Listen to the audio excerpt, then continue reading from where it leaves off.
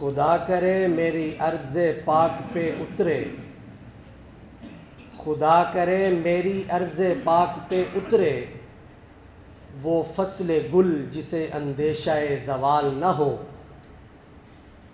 یہاں جو پھول کھلے وہ کھلا رہے صدیوں، یہاں جو پھول کھلے وہ کھلا رہے صدیوں، یہاں خزاں کو گزرنے کی بھی مجال نہ ہو۔ یہاں جو سبزہ اگے ہمیشہ سبز رہے، اور ایسا سبز کہ جس کی کوئی مثال نہ ہو۔ خدا کرے میرے ایک بھی ہم وطن کے لیے، خدا کرے میرے ایک بھی ہم وطن کے لیے، حیات جرم نہ ہو زندگی وبال نہ ہو۔ میرے واجب الاحترام قابل صد احترام بھائیوں، دوستوں، بزرگوں، اللہ رب العزت کا بے حد و بے حساب احسان ہے پاکستانیوں پر کہ انہیں اللہ رب العزت نے یہ پاک سرزمین پاکستان عطا فرمائی،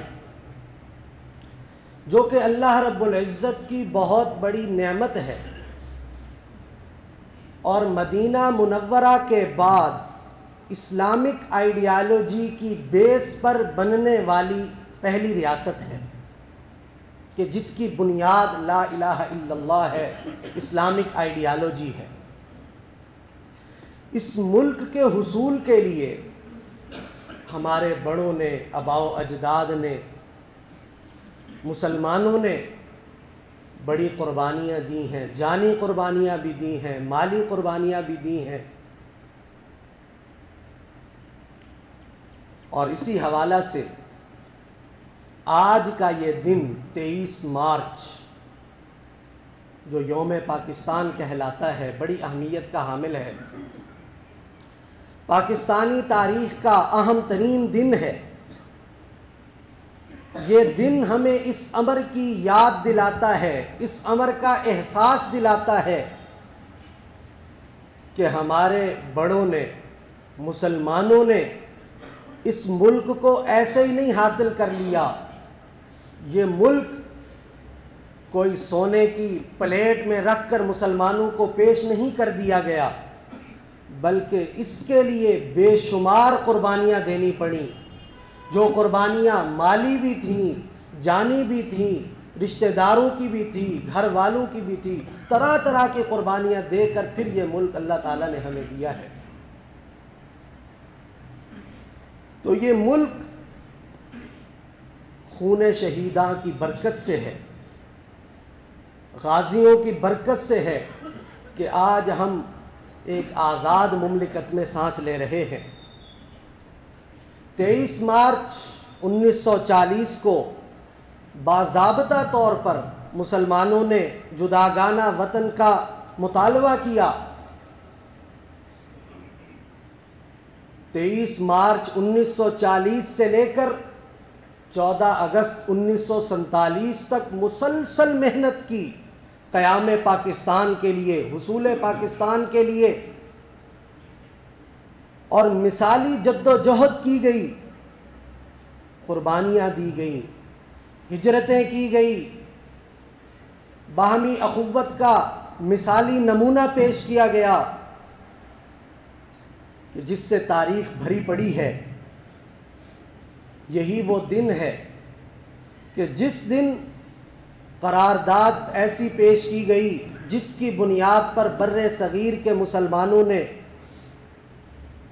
کلمہ لا الہ الا اللہ محمد الرسول اللہ پر بننے والے ملک کی بنیاد رکھی،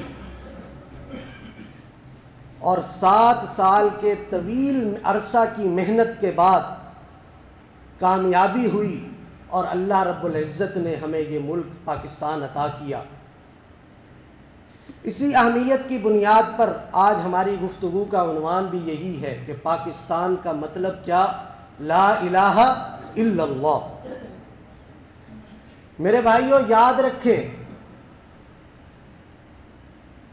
کہ آزادی اللہ رب العزت کی بہت بڑی نعمت ہے۔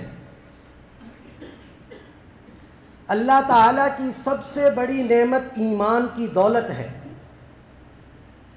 اس ایمان کے مطابق، اس اسلام کے مطابق آپ تب تک اپنی زندگی کو گزار نہیں سکتے جب تک آپ مکمل آزاد نہ ہو۔ جب تک آپ پر اغیار کا تسلط ہوگا تو آپ زندگی اسی طرح گزاریں گے جیسے وہ چاہیں گے۔ تو زندگی کے سب سے بڑے مقصد کے حصول کے لیے سب سے پہلی جس چیز کی ضرورت پیش آتی ہے وہ انسان کی آزادی ہے، اور اسلام انسان کی آزادی کو ہی چاہتا ہے، انسان کی آزادی کو ہی پسند کرتا ہے، چاہے وہ آزادی انفرادی ہو یا اجتماعی۔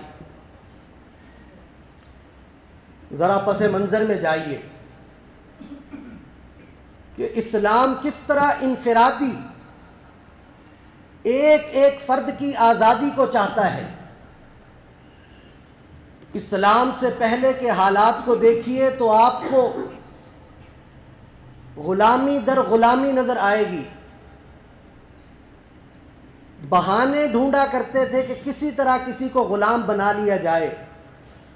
سب سے بڑا کاروبار، سب سے بڑی تجارت انسانوں کا خرید و فروخت ہوا کرتا تھا۔ 3 طریقوں سے غلام بنائے جاتے۔ ایک تو جنگ ہوئی، جو قیدی پکڑے گئے اب وہ ہمیشہ ہمیشہ کے لیے غلام، ان کی نسلیں بھی غلام۔ اسلام نے اعلان کر دیا فَإِمَّا مَنًّا بَعْدُ وَإِمَّا فِدَاءً، کہ اب کے بعد جو بھی جنگی قیدی ہوگا یا تو احسان کرتے ہوئے اس کو چھوڑا جائے گا، احسان کرو چھوڑ دو، اگر ایسا نہیں کرنا تو پھر فدیہ لو اور چھوڑ دو۔ آپ حضرات کو نظر آئے گا کہ مسلمانوں نے کس کس طرح آزاد کیا، فدیہ لے کر آزاد کیا۔ مسلمان بچوں کو پڑھا دو، آزادی لے جاؤ، فلاں کام کر لو، آزادی۔ تو جنگی قیدیوں کی آزادی اس طرح اسلام نے ختم کی۔ اور دوسرا طریقہ ان کا غلام بنانے کا یہ تھا، جیسے آج چور ڈاکو ڈکیتی کرتے ہیں، سامان لے جاتے ہیں، اس وقت سامان کے ساتھ ساتھ انسان کو بھی لے جایا کرتے۔ اب جو انسان ڈاکے کی زد میں آ گیا، پکڑا گیا، اب وہ ہمیشہ کے لیے غلام، اس کی نسلیں بھی ہمیشہ کے لیے غلام۔ اسلام نے اس غلامی کی صورت کو بالکل ختم کر دیا کہ یہ غلامی اب نہیں چلے گی۔ تیسری صورت غلامی کی کہ نسل در نسل لوگ غلام چلے آ رہے تھے، باپ غلام، اس کا بیٹا غلام، یہ غلامی چلتی ہی چلی جائے گی۔ اب حکمت کے تحت اس کو فوراً ختم نہیں کیا جا سکتا تھا، تو اسلام نے کیا کیا، ترغیب چلائی، فک و راقبہ کی تحریک چلائی کہ غلاموں کو آزاد کرو۔ کیوں؟ اس وجہ سے کہ یہ انسان ہے اور انسان کی اصل آزادی ہے، انسان آزادی کے لیے بنا ہے، غلامی کے لیے نہیں بنا، اسی لیے فک و رقبہ، غلاموں کو آزاد کرو۔ اور طرح طرح کے اللہ رب العزت کی طرف سے انعامات کی بارش ہوئی، انوارات ہوئے کہ جو غلام کو آزاد کرے گا اس کو یہ نعمت ملے گی، اللہ رب العزت کی طرف سے اس پر یہ معاملہ ہوگا۔ حتیٰ کہ یہ کفارات جتنے بھی ہیں، جھوٹی قسم کھا لی، روزہ توڑ دیا، اور طرح طرح کے کفارات، سب سے پہلا جو حکم دیا کہ غلام آزاد کرو، غلام آزاد کرو۔ اگر کوئی کام نہیں بھی ہوا تو غلام آزاد کرو گے، اللہ تعالیٰ تمہیں انعامات سے نوازیں گے، بے حد و بے حساب ثواب سے نوازیں گے۔ اور اس کی ابتدا حضور علیہ السلام نے اپنی ذات سے کی۔ حضور علیہ السلام نے اپنی زندگی کے اندر 63 غلاموں کو آزاد کیا، اور پھر اپنے گھر سے سلسلہ چلایا۔ عائشہ صدیقہ رضی اللہ عنہا نے اپنی زندگی کے اندر 66 غلاموں کو آزاد کیا، سلسلہ خاندان کی طرف بڑھایا۔ حضرت عباس رضی اللہ عنہ نے اپنی زندگی کے اندر 70 غلاموں کو آزاد کیا۔ یہ آزادی، انسان کی آزادی چاہ رہا ہے اسلام۔ اور یہ پھر سلسلہ چلتا ہوا صحابہ کرام رضوان اللہ علیہم اجمعین تک گیا۔ حکیم بن حزام کے بارے میں آتا ہے کہ انہوں نے 100 غلاموں کو آزاد کیا، پھر ہر ایک نے اپنی وسعت اور حیثیت کے مطابق غلاموں کو آزاد کیا کہ یہ غلامی ختم ہونی چاہیے۔ حضرت عبداللہ بن عمر رضی اللہ عنہ نے اپنی زندگی کے اندر 1000 غلاموں کو آزاد کیا، اور حضرت عبد الرحمن بن عوف رضی اللہ عنہ نے اپنی زندگی کے اندر، کیونکہ وسعت زیادہ تھی، اللہ تعالیٰ نے حیثیت زیادہ دے رکھی تھی، 30,000 غلاموں کو آزاد کیا۔ یہ اسلام آزادی چاہتا ہے، غلامی نہیں چاہتا۔ اسلام بند نہیں کر دیتا، اسلام انسانوں کو، یہ اسلام کا ہی مرہون منت ہے کہ آج پوری دنیا کے اندر ہمیں کوئی بھی فرد غلام نظر نہیں آتا، ہر ایک آزاد نظر آتا ہے۔ یہ اس کے پیچھے اسلام کا کتنا بڑا احسان ہے، آپ نے دیکھ لیا۔ اور پھر انفرادی کے ساتھ اسلام اجتماعی آزادی کو چاہتا ہے کہ انسان اگر اجتماعی طور پر آزاد ہوں گے، مسلمان آزاد ہوں گے تو اپنے کام بخوبی انجام دے سکیں گے۔ یہی وجہ ہے مکہ میں جب تکلیف ہوئی تو حضور علیہ السلام نے صحابہ کرام رضوان اللہ علیہ مجمعین کو حکم دیا کہ مکہ چھوڑو، اپنا علاقہ چھوڑو اور حبشہ کی طرف ہجرت کر جاؤ۔ پھر دوسری ہجرت مدینہ کی طرف، اور پھر اللہ رب العزت نے احسان کیا کہ مسلمانوں کو اسلامی ریاست مدینہ المنورہ عطا کی، جہاں اس انسان مسلمان آزادی کے ساتھ اللہ رب العزت کو خوش کر سکتے تھے۔ صحابہ کرام رضوان اللہ علیہم اجمعین کہا کرتے، اللہ ابتعثنا لنخرج من شاء من عبادت العباد الى عبادت اللہ، کہ اللہ رب العزت نے ہمیں دنیا میں کیوں بھیجا؟ تاکہ ہم لوگوں کی غلامی سے نکال کر اللہ کی غلامی کی طرف لے جائیں۔ یہ مقصد ہے۔ یہ صحابہ کرام مقصد بیان کیا کرتے تھے اسلام کا، کہ اسلام کا مقصد ہی یہ ہے کہ لوگوں کو لوگوں کی غلامی سے نکالا جائے۔ اور آزادی کتنا بڑا اللہ رب العزت کا احسان ہے کہ اللہ رب العزت حضرت موسیٰ علیہ السلام پر احسان جتا رہے ہیں۔ وَلَقَدْ مَنَنَّا عَلَى مُوسَى وَهَارُونَ، کہ ہم نے موسیٰ اور ہارون علیہم السلام پر احسان کیا۔ کیا احسان کیا؟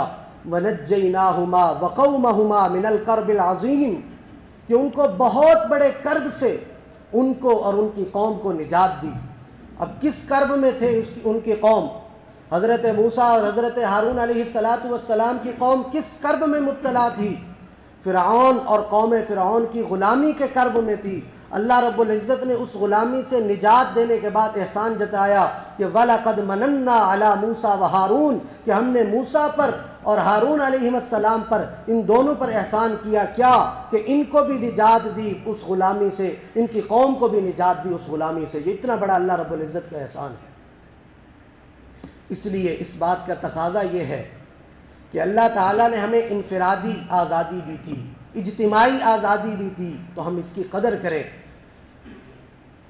اس کی قدر اگر پوچھنی ہے تو ان علاقوں کے مکینوں سے پوچھیں، ان علاقوں کے رہنے والے افراد سے پوچھیں کہ جو اغیار کے تسلط میں ہیں اور ان کے طرح طرح کے ظلم و ستم برداشت کر رہے ہیں، آزادی کے لیے لڑ رہے ہیں، جد و جہد کر رہے ہیں، ان سے اس کی قیمت پوچھیں کہ آزادی کی قیمت کیا ہوتی ہے۔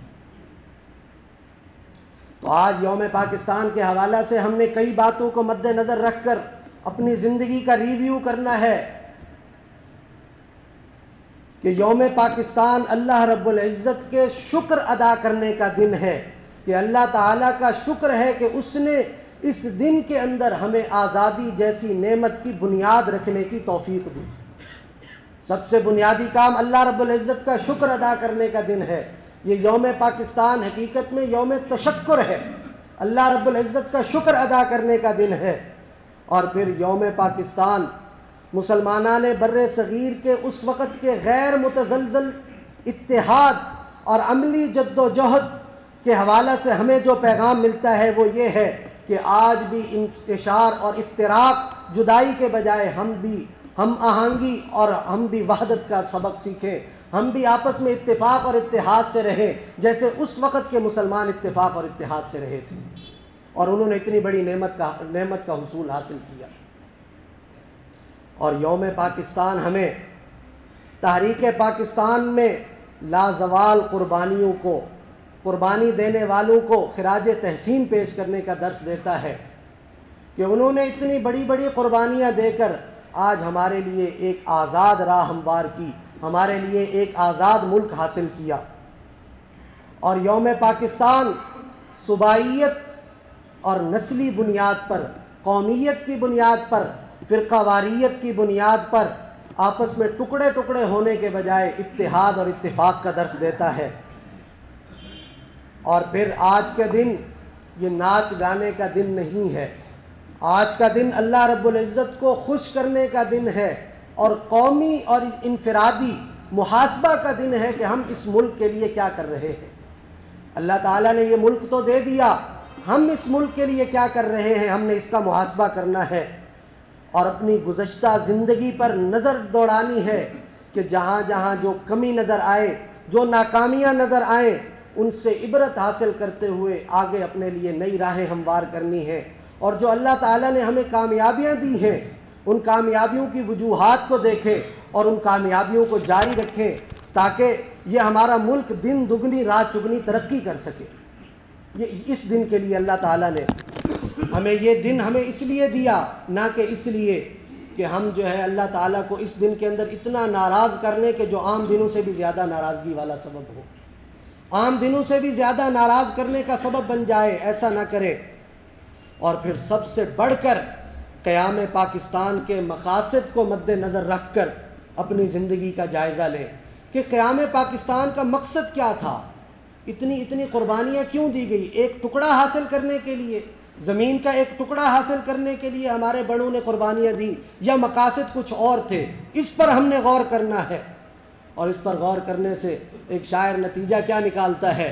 وطن تو آزاد ہو چکا ہے، دل و دماغ ہے غلام اب بھی، پیے ہوئے ہیں شراب غفلت، عوام ہو یا خواص اب بھی، غلط ہے تیرا یہ نعرہ ساقی، بدل گیا ہے نظام محفل، وہی شکستہ سی بوتلیں ہیں، وہی ہے ٹوٹے سے جام اب بھی۔ تو اس سے معلوم یہ ہوتا ہے کہ ہم مقصد کی تکمیل سے بھی بہت دور ہیں۔ مقاصد کیا تھے؟ چند مقاصد گنوا دیتا ہوں۔ پہلا مقصد اسلامی ریاست کا قیام تھا، جیسا کہ میں نے ابتدا میں عرض کیا کہ مدینہ منورہ کے بعد یہ وہ ریاست ہے کہ جو اسلامک آئیڈیالوجی کی بنیاد پر بنائی گئی، اور حضور علیہ السلام اکثر دعا کیا کرتے تھے کہ اے اللہ اقتدار کے ذریعے مسلمانوں کی مدد اور نصرت فرما، اقتدار کے ذریعے۔ پھر اللہ تعالیٰ نے دعا قبول کرتے ہوئے مدینہ منورہ میں اقتدار دیا، اور اللہ تعالیٰ نے پھر ان مقتدر شخصیات کی صفات کیا بیان فرمائیں؟ الذین ان مکناہم فی الارض اقاموا الصلاة وآتوا الزکاة وامروا بالمعروف ونہوا عن المنکر وللہ عاقبۃ الامور، کہ جن کو ہم نے زمین میں قدرت عطا کی، جن کو ہم نے اقتدار دیا، اب ان کا کام کیا ہے، ان کی صفات کیا ہونی چاہیے؟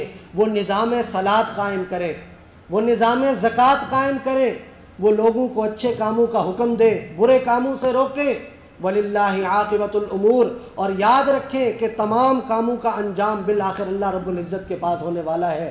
اگر کمی ہو گئی تو اللہ رب العزت پوچھیں گے أَلَا كُلُّكُمْ رَاعٍ وَكُلُّكُمْ مَسْئُولٌ عَنْ رَعِيَّتِهِ، تم میں سے ہر ایک نگہبان ہے اور ہر ایک سے اس سے رعایا کے بارے میں پوچھ ہوگی۔ قائد اعظم محمد علی جناح رحمہ اللہ سے تحریک پاکستان کے دوران پوچھا گیا کہ آپ پاکستان کا حصول تو چاہتے ہیں، یہ بتائیں کہ اس میں قانون کون سا نافذ کریں گے، کون سا قانون چلے گا؟ تو قائد اعظم محمد علی جناح نے جواب دیا کہ ہمیں قانون بنانے کی کوئی ضرورت نہیں ہے، ہمارا قانون آج سے 1400 سال پہلے مدینہ منورہ کی ریاست میں بن چکا ہے۔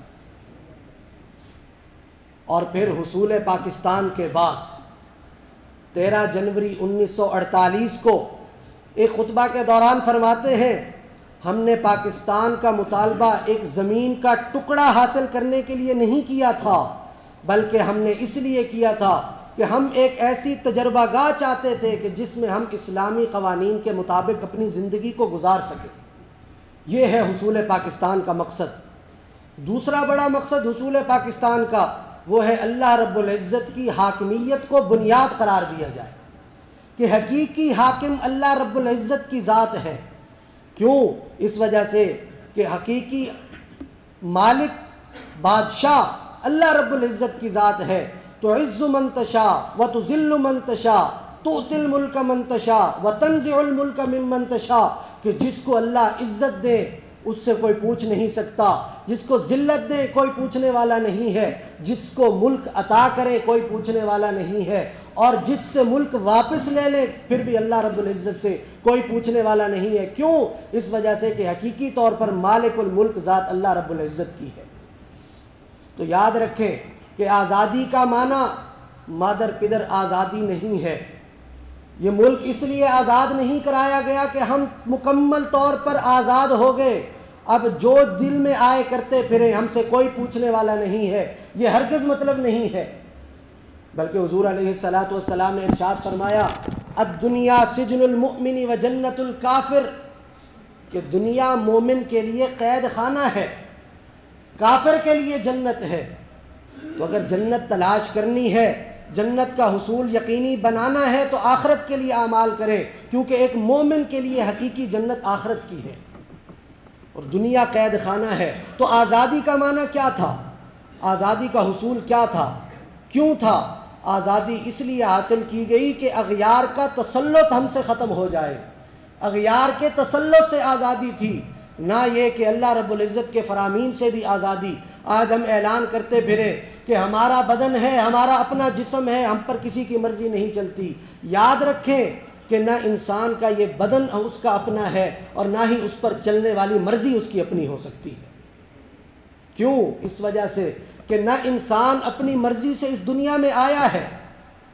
جب ہم اس دنیا میں آئے ہماری کوئی مرضی نہیں چلی، اللہ رب العزت نے بھیج دیا، اور جب جائیں گے پھر بھی اپنی کوئی مرضی نہیں چلے گی کہ ابھی تو میری عمر ہی کیا ہے، میری 20 سال عمر ہے، 30 سال عمر ہے، 40-50 سال کیا عمر ہوتی ہے، میں نہیں جانا چاہتا۔ تو اللہ تعالیٰ یہ مرضی نہیں مانیں گے۔ کیوں؟ اس وجہ سے کہ یہ جسم اللہ رب العزت کی طرف سے دی گئی امانت ہے، اور امانت والا جب چاہے اپنی امانت واپس لے سکتا ہے۔ ذالکم اللہ ربکم لہ الملک، تمہارا رب اللہ ہے، ملک اسی کا ہے، بادشاہت اسی کی ہے، تو مرضی بھی اسی کی ہی چلے گی۔ تو اس سے معلوم یہ ہوا کہ ہمارے ملک کے اندر نہ برٹش لا چلے گا، نہ امریکن لا چلے گا، بلکہ قانون کون سا ہوگا؟ اسلامک لا ہوگا، اللہ رب العزت کی طرف سے بنایا گیا لا ہوگا، تو تب ہی مقصد کی تکمیل ہوگی، ورنہ ہم مقصد سے بہت دور ہوں گے۔ تیسرا بڑا مقصد دو قومی نظریہ کا تحفظ، اور یہ دو قومی نظریہ انسان کا بنایا ہوا نہیں ہے، اللہ رب العزت نے بنایا۔ فرمایا ان ھذہ امتکم امۃ واحدہ، تم ایک ہی امت ہو، وانا ربکم فاعبدون، اپنے رب کی ہی عبادت کرو، وتقطعوا امرہم بینہم، بعض ایسے بھی ہیں کہ جنہوں نے اس امر کو توڑ دیا، اس امت سے الگ ہو گئے، تو جب الگ ہوئے تو وہ ایک الگ قوم کے طور پر ہوں گے۔ اور فرمایا کل الینا راجعون، ہر ایک کو پھر لوٹنا ہماری طرف ہی ہے۔ اور اللہ رب العزت فرماتے ہیں بعضهم اولیاء بعض، تم ان کو دوست نہ بناؤ، تم ان کو اپنا سجن نہ سمجھو، بلکہ وہ آپس میں ایک دوسرے کے دوست ہیں۔ اور حضور علیہ السلام نے فرمایا الکفر ملت واحدہ، یہ کفر ایک ہی ملت ہے، یہ ایک قوم ہے۔ تو اس سے معلوم ہوا کفر جب ایک قوم ہے تو مسلمانوں کی بھی ایک قوم ہونی چاہیے۔ اور اس کا تقاضا کیا ہے؟ اس کا تقاضا یہ ہے کہ مسلمانوں کا آپس میں اتفاق اور اتحاد ہو، ملی وحدت ہو۔ کیوں؟ اللہ رب العزت فرماتے ہیں انما المؤمنون اخوہ، تمام مسلمان آپس میں بھائی بھائی ہیں۔ اور فرمایا کہ کسی عربی کو کسی عجمی پر، کسی گورے کو کسی کالے پر کوئی فضیلت نہیں ہے سوائے تقویٰ کے۔ اور ایک اور مقام پر فرمایا المومنون کرجل واحد، مومنین تمام ایک جسم کی طرح ہیں، ایک آدمی کی طرح ہیں۔ ایک آدمی کیسا ہوتا ہے؟ اس کے بدن کے کسی حصے میں بھی تکلیف ہوتی ہے پورا بدن تکلیف محسوس کرتا ہے۔ تو اس کا تقاضا یہ ہے کہ جب پوری امت مسلمہ ایک ملت ہے، ایک وحدت کے ساتھ بندھی ہوئی ہے، جڑی ہوئی ہے، تو پوری امت مسلمہ کے خوشی بھی ایک جیسی ہونی چاہیے، غم بھی ایک جیسا ہونا چاہیے۔ اور ایک دوسرے کا آپس میں درد ہونا چاہیے کہ کوئی میرا مسلمان بھائی تکلیف کے اندر ہے تو مجھے بھی اس کی تکلیف محسوس ہونی چاہیے. یہ مقصد تھا حصول پاکستان کا. اور پھر قانونی مساوات. یاد رکھیں مدینہ المنورہ دنیا کی وہ پہلی اسلامی ریاست ہے، بلکہ وہ پہلی ریاست ہے کہ جس میں قانون سب کے لیے برابر تھا. سب کے لیے برابر قانون بنائے گئے. بڑا ہے، چھوٹا ہے، امیر ہے، غریب ہے، سب کے لیے برابر قوانین. حتیٰ کہ حضور علیہ السلام نے اپنے آخری دنیا سے پردہ فرمانے سے پہلے اپنے آپ کو احتساب کے لیے پیش کر دیا کہ کوئی ہے جو مجھ سے بدلہ لینا چاہتا ہے تو میں حاضر ہوں، آ کر مجھ سے بدلہ لے لے.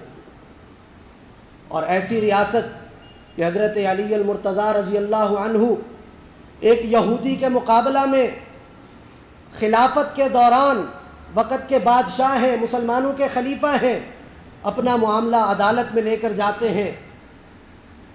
دلیل موجود نہ ہونے کے سبب قاضی فیصلہ یہودی کے خلاف کر دیتا ہے تو حضرت علی المرتضیٰ رضی اللہ عنہ اس فیصلے کو تسلیم فرماتے ہیں.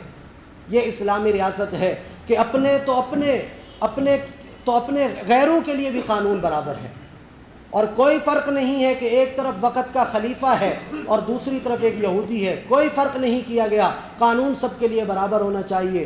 تو اس ملک کے حصول کا ایک مقصد یہ تھا کہ قانون سب کے لیے برابر ہو. اور ایک بڑا مقصد کیا تھا کہ مسلم تہذیب و ثقافت کی ترقی ہو. ایسا نہیں کہ ہم اغیار کے پیچھے چلتے رہیں، بلکہ اس ملک میں آزادی کے حصول کے بعد دنیا کے سامنے ہمارے اعمال سے یہ اظہار ہونا چاہیے کہ ہمارے نزدیک سب سے بڑی اہمیت اللہ اور اس کے رسول کی ہے. ہمارے لیے اسوہ حسنہ اور آئیڈیل اللہ رب العزت اور حضور علیہ السلام کی ذات مبارک ہے. اللہ تعالی ہمیں مقصد حصول پاکستان کو سمجھ کر ان پر عمل کرنے کی توفیق عطا فرمائے. وآخر دعوانا الحمدللہ رب العالمین.